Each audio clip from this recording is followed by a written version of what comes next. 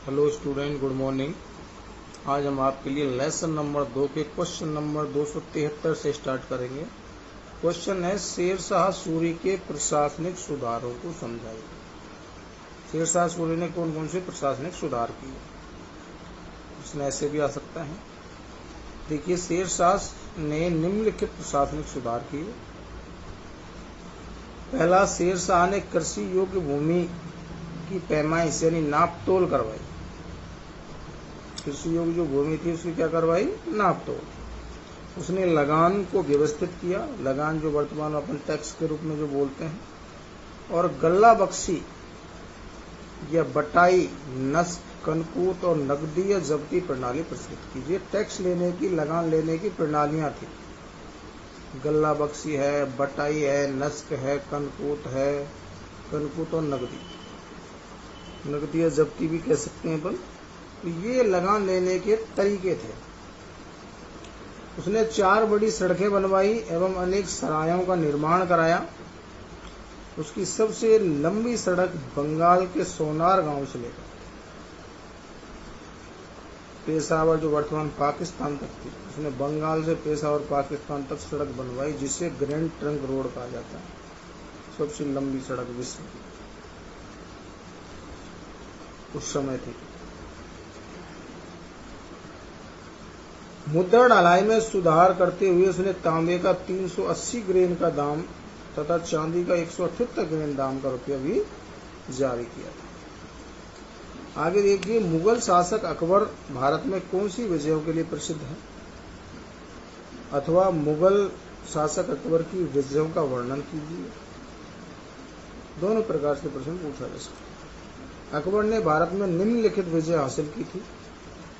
पहला, 1561 में अकबर ने मालवा के शासक बाज बहादुर को पराजित करके मालवा पर अधिकार कर लिया। मालवा जो वर्तमान मध्य प्रदेश क्षेत्र में है। एवं 1561 में ही अकबर ने चुनार का किला भी जीता था। 1564 में अकबर ने गोंडवाना पर अधिकार कर लिया और 1568 में अकबर ने चित्तौड़ पर विजय प्राप्त और 1569 में रणथंभौर तथा कालिंजर पर विजय प्राप्त। कालिंजर जो मध्य प्रदेश में है, रणथंभौर अपने राजस्थान में है। 1570 में मारवाड़ तथा बीकानेर ने अकबर की अधीनता स्वीकार कर ली। 1570 में अकबर ने नागौर दरबार लगाया था। उस दरबार में बीकानेर और मारवाड़ ने इसकी अधीनता स्वीकार कर ली थी अकबर। 1572 में मुगलों ने अहमदाबाद यानी गुजरात पर अधिकार कर लिया और 1574 में दाऊद खां को पराजित कर बिहार पर भी अधिकार कर लिया, बिहार क्षेत्र पर। अगला है, अकबर ने 1581 में काबुल, 86 में कश्मीर, 1591 में सिंध व उड़ीसा, 1595 में कंधार व बलूचिस्तान पर विजय प्राप्त की।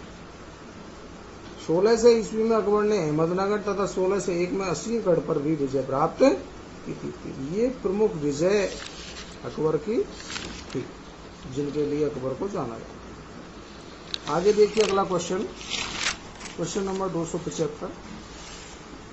अकबर की धार्मिक नीति को समझाइए। अकबर की धार्मिक नीति निम्न प्रकार है।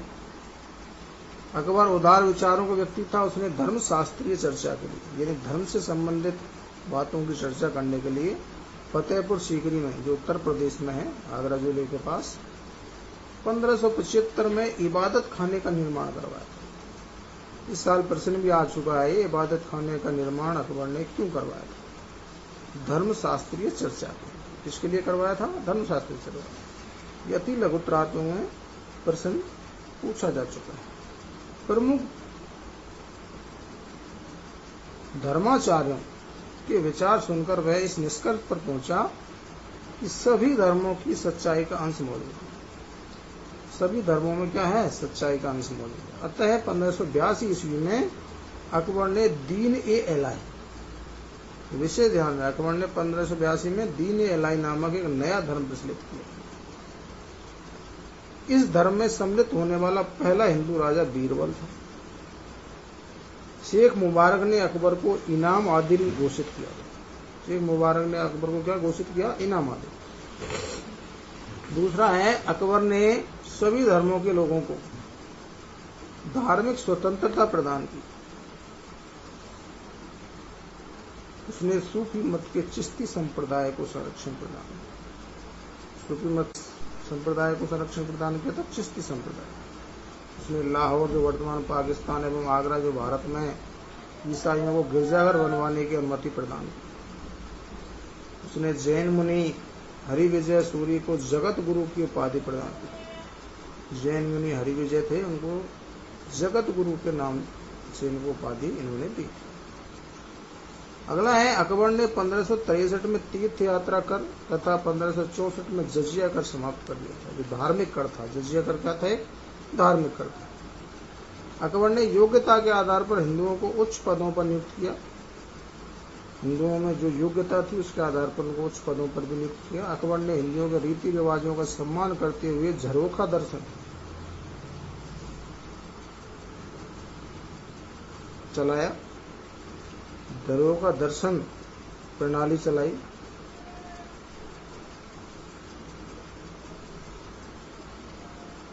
अकबर हिंदुओं के उत्सवों और त्योहारों में भाग लेता था।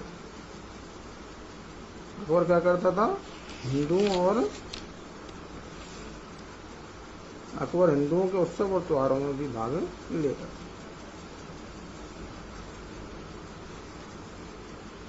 276 में क्वेश्चन है अकबर की राजपूत नीति को समझाइए। अकबर का राजपूतों से क्या संबंध रहा। अकबर एक दूरदर्शी व्यक्ति था। उसने अनेक कारणों से पूरित होकर राजपूतों के प्रति वैवाहिक संबंध बनाने एवं शक्ति प्रदर्शन करने की युक्ति से, इच्छा से उन्हें अपने अधीन करने की नीति अपनाई। जैसे नंबर 1 देखिए, अकबर ने राजपूतों के साथ वैवाहिक संबंध स्थापित किया। उसने सर्वप्रथम आमेर के शासक थे भारमल की कन्या से विवाह किया। हरका बाई नाम की जो कन्या थी उससे विवाह किया, जो बाद में जोधा बाई के नाम से प्रसिद्ध हुई। उसने बीकानेर तथा जैसलमेर की राजपूत राजकुमारियों से भी विवाह किया। उसने राजपूतों को पूर्व धार्मिक स्वतंत्रता प्रदान की। उसने राजपूतों को मंदिर बनवाने की अनुमति भी प्रदान की। उसने अनेक राजपूत नरेशों को उच्च और महत्वपूर्ण पदों पर नियुक्त किया। उन्हें दरबार में सम्मान पूर्वक स्थान दिया। उसने भगवान दास, मान सिंह, राय सिंह, भगवान दास जो भारमल के पुत्र थे, मान सिंह जो भगवान दास के पुत्र थे, राय सिंह बीकानेर के शासक आदि को दरबार में उस पदों पर नियुक्त किया। डूंगरपुर, बांसवाड़ा तथा प्रतापगढ़ के राजवंशों ने अकबर की अधीनता स्वीकार कर ली, परंतु वे पृथक ही बने रहे अलग ही, पर स्वीकार अधीनता इन्होंने अकबर की कर ली। 1564 में अकबर ने जजिया कर समाप्त कर दिया था। अकबर ने राजपूतों को आंतरिक स्वतंत्रता प्रदान की। जजिया कर जो एक धार्मिक कर था, इसलिए हिंदुओं से भी ये लिया जाता था, यानी गैर मुस्लिमों से, गैर मुस्लिमों को छोड़कर जजिया कर लिया जाता था बाकी सबसे। तो इसको 1564 में अकबर ने समाप्त कर दिया। अकबर ने राजपूतों को आंतरिक स्वतंत्रता प्रदान की। अगला है अकबर ने स्वतंत्रता प्रेमी राजपूत नरेशों का दमन किया। जो स्वतंत्रता चाहते थे उनको उसने दबाया या पराजित किया और उन्हें अपने अधीन किया। उसने मेड़ता, रणथंभौर, कालिंजर आदि के शासकों को अपने अधीन किया था। मेड़ता जो नागौर क्षेत्र में है, रणथंभौर जो सवाई माधोपुर, कालिंजर जो मध्य प्रदेश आदि के शासकों को अपने अधीन किया था। अगला क्वेश्चन है मुगल शासक शाहजहां के बारे में बताइए। मुगल शासक शाहजहां जो अकबर का पुत्र था। शाहजहां के बचपन का नाम खुर्रम था,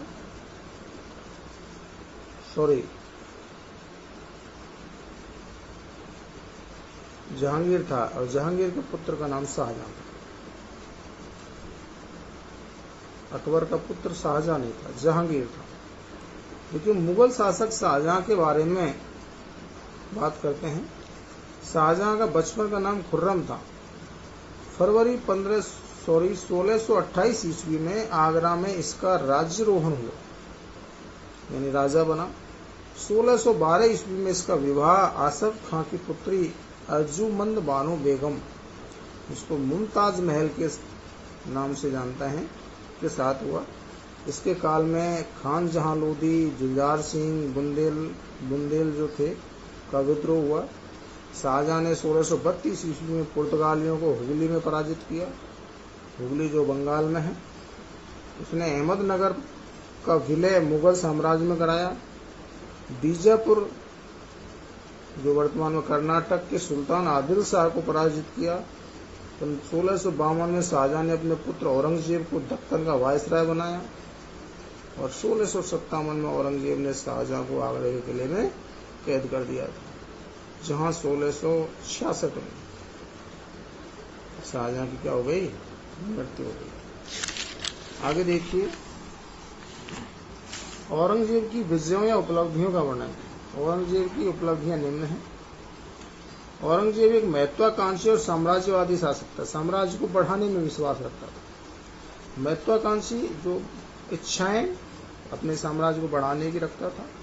उसने गद्दी पर बैठने के पश्चात असम, कूच बिहार जो बंगाल में है, रंगपुर जो वर्तमान बांग्लादेश, कानपुर वर्तमान जो असम में है आदि पर विजय प्राप्त की।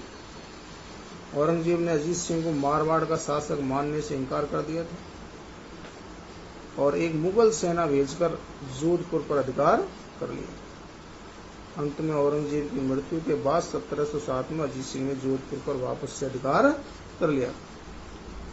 मारवाड़ का शासक था अजीत सिंह, जो उस समय बाल्यावस्था में था। औरंगजेब ने बीजापुर की विजय के लिए अनेक सेनाएं भेजी, जो वर्तमान में कर्नाटक में है बीजा, परंतु उन्हें सफलता नहीं मिली।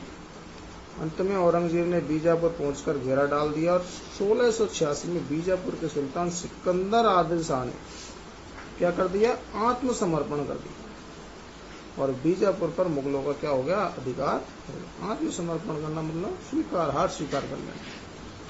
1687 में औरंगजेब ने गोलकुंडा जो वर्तमान में हैदराबाद, गोलकुंडा का दुर्ग जो किला, तो घेरा डाल दिया। उसने छल कपट से काम लिया, जिससे मुगल सैनिक गोलकुंडा के दुर्ग में प्रवेश कर गए और 1687 ईस्वी में गोलकुंडा पर भी औरंगजेब का क्या हो गया, अधिकार हो गया। आगे देखिए, क्वेश्चन है मुगल कालीन प्रशासन का वर्णन कीजिए। Question number 279। यह RBSC यानी राजस्थान माध्यमिक शिक्षा बोर्ड की सप्लीमेंट्री 2019 की परीक्षा में प्रश्न आया हुआ है। मुगल कालीन प्रशासन का वर्णन कीजिए। मुगल कालीन प्रशासन निम्न प्रकार है। पहला है, भारतीय तथा विदेशी प्रणालियों का मिश्रित रूप है। मुगल शासन प्रणाली भारतीय प्रणाली तथा विदेशी प्रणालियों का क्या है, मिश्रित रूप थी। दूसरा, बादशाह साम्राज्य का सर्वोच्च अधिकारी था, वही सर्वोच्च सेनापति और सर्वोच्च न्यायाधीश था। तीसरी थी मंत्रिपरिषद, शासन को सुचारू रूप से चलाने के लिए एक मंत्रिपरिषद होती थी। प्रमुख मंत्री निम्नलिखित थे। पहला था वजीर, जो बादशाह के बाद सबसे बड़ा अधिकारी होता था। दूसरा सद्र, उससे सुदूर, जो धर्म और दान विभाग का अध्यक्ष था, धर्म से संबंधित और दान से संबंधित कार्य को संभालता था। दीवान, जो वित्त विभाग से संबंधित था। मीरे समा, सम्राट के परिवार की देखभाल करता था। मीरे समा नामक अधिकारी क्या करता था, यानी बादशाह सम्राट के परिवार की देखभाल का काम इसका था। प्रधान काजी, जो न्याय विभाग का प्रमुख अधिकारी था, न्याय से संबंधित कार्यों को ये संभालता। ये तो केंद्रीय प्रशासन था। फिर है प्रांतीय प्रशासन। साम्राज्य अनेक प्रांतों में विभक्त था। प्रांत के प्रमुख अधिकारी थे सूबेदार, जो प्रांत का सर्वोच्च अधिकारी होता था। सूबेदार के बाद देखिए दीवान, जो प्रांत के वित्त विभाग का अध्यक्ष होता था। तीसरा था सदर काजी, जो प्रांत का प्रमुख न्यायिक अधिकारी होता था। चौथा था प्रांतीय बख्शी, जो प्रांत के सैनिकों की देखरेख करता था। पांचवा था सद्र, सद्र जो प्रांतीय धर्म और दान विभाग का प्रमुख अधिकारी होता था। केंद्र में सद्र उस सुदूर था और यहाँ केवल सद्र था। तो प्रांत में धर्म और दान विभाग का प्रमुख अधिकारी होता था सद्र। कोतवाल, जो प्रांत की राजधानी का प्रमुख अधिकारी होता था। इसके बाद बात करेंगे जिले का प्रशासन। प्रांतों को जिलों में बांटा गया था। जिले का प्रमुख अधिकारी कौन कौन थे? देखो, फौजदार जो जिले का प्रमुख अधिकारी होता था। फौजदार कौन होता था? जिले का प्रमुख अधिकारी। प्रांत का प्रमुख अधिकारी सूबेदार होता था। दूसरा था अमलगुजार, जो राजस्व अधिकारी होता था, पैसे से लेन देन, एकत्रीकरण, टैक्स से, लगान से संबंधित। बिचीकती, जो सहायक का कार्य करता था। सिकदार, जो परगने का प्रमुख अधिकारी होता था, क्षेत्र का। आमिल, जो परगने का मुंसिफ होता था। फोतदार, जो परगने का खजांची, खजाने का मालिक। और कानूनों को, जो पटवारियों का अधिकारी होता था। परगना एक प्रकार से जिले को ही कहा जाता है ना।